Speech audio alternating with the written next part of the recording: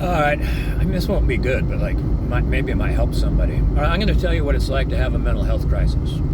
So, you could be all sorted out. You could be emotionally healthy, mentally healthy. You could be an intelligent human being, and something or a series of somethings might happen, and you experience stress and anxiety. Now, the longer you feel that stress of anxiety, the more chemicals are going to be dumped into your system, and the harder your body is going to have with clearing those chemicals out of your system. And those things will start to affect like sleep, appetite, and your energy level, and your ability to kind of focus, your mental acuity. Now, if there's still no relief from the stress and anxiety, now you're getting closer and closer to the fight or flight response. You get hypervigilance, and everything worsens a little bit. Like it's harder to think, it's harder to remember. Your appetite starts to go, your ability to sleep starts to go, and then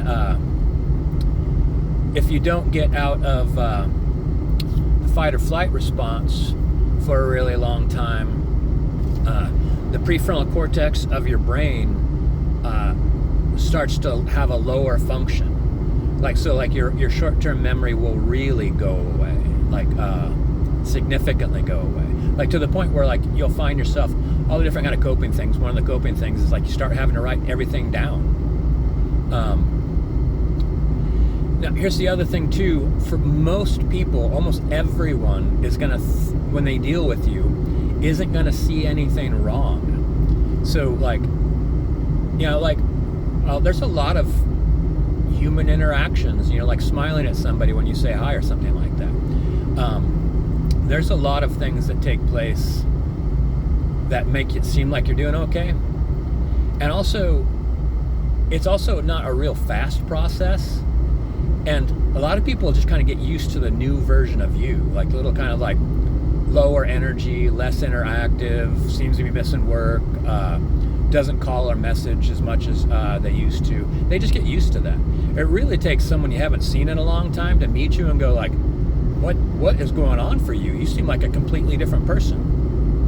I was so happy when someone finally said that, because it seemed like most people just said oh yeah, I mean, you've been more quiet than normal. And I'm like, no, I'm in the actual black pit of hell. I'm not more quiet. I'm barely surviving. So the next level past that is just your desire for everything stops. You just don't care. It's beyond apathy. Eating or not is not important. Showering or not is not important. Paying your bills just becomes not important. Your brain can't register it as something that's necessary or needed. You literally have to write that stuff down. When to eat, what you need to do, pay your bills, go to work, and you need to follow that list. You become a robot. So the solution is you have to get away from the things that are sending you these signals.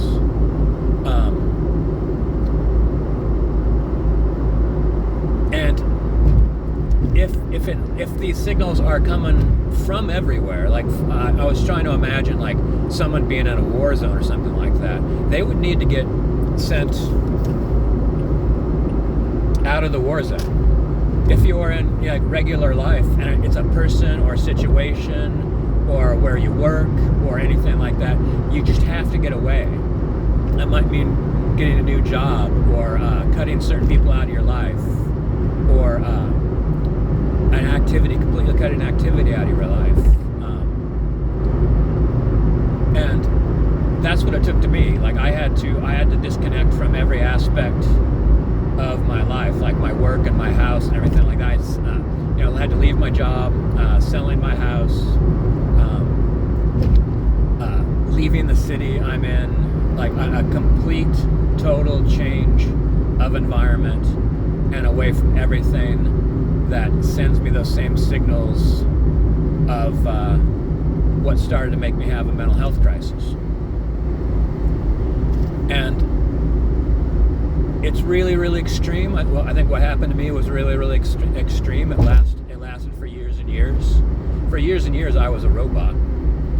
And even then, when I was at my absolute worst, only a couple people figured it out or actually believed how bad it was.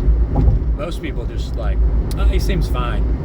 Or like, oh, those things happened to you a long time ago. Why is it still bothering you? Literally, someone asked me that question. Like, well, they're like, what's wrong now? It's just hard for people to understand. Same thing like when your back goes out. Like, you don't look. No, you can't tell their back is damaged. Like, they're walking normal, moving around, sitting, laughing, everything like that. They're active. And you're like, hey, help me grab one end of this table. We're going to move it outside. They can't understand why you can't move that table outside. I think it's the same thing with a mental health crisis. Like, they don't, especially if you're functioning. You know, you're going to work, you know, paying your bills, you know, eating a couple meals a day. You know, you're not doing drugs, you're not drinking or anything. They might know that you're on SSRIs or what have you, but they're like, oh, you know, all my friends are on some kind of drug, you know, like some kind of prescription medication, that kind of thing. It just won't. Unless you've been in a position in your life where like your brain stops functioning. Obviously, like, it functions, but the things that you're used to, like being able to remember things, being able to make decisions, all those things go away, and you're left with kind of like just a little bit of emptiness, like an empty room that still has a couple switches that you can operate. Where do I want to be?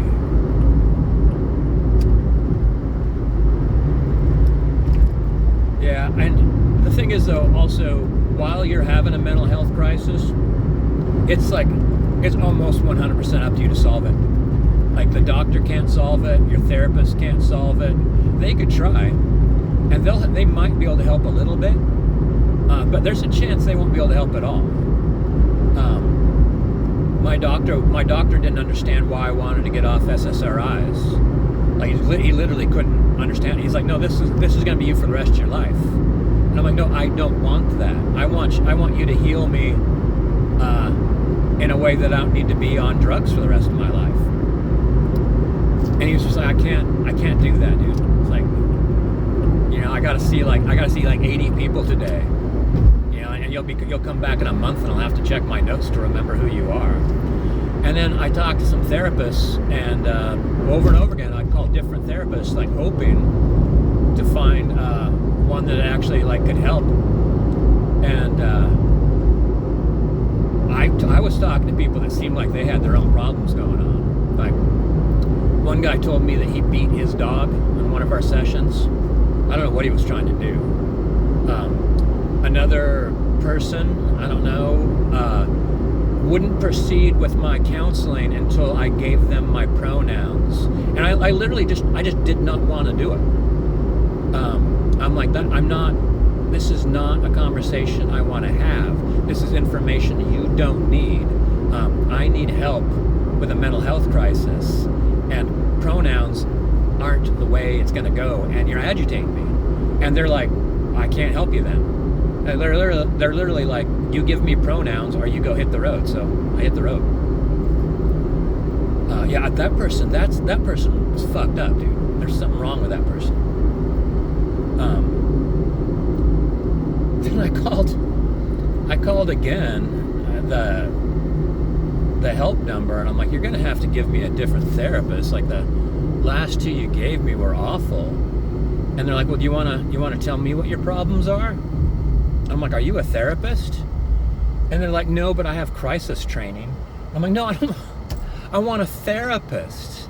I don't want to call the receptionist over and over and over again. It was just bizarre, absolutely bizarre. Like, so you just have to follow like what I think the protocol is. It's like, whatever it is you need to get away from, you need to get away from it. and you need to do it intelligently. And you're probably gonna have to write down the steps, and like check with people. Like, like at first I was telling people, like, I think I need to quit my job. I think I need to sell my house.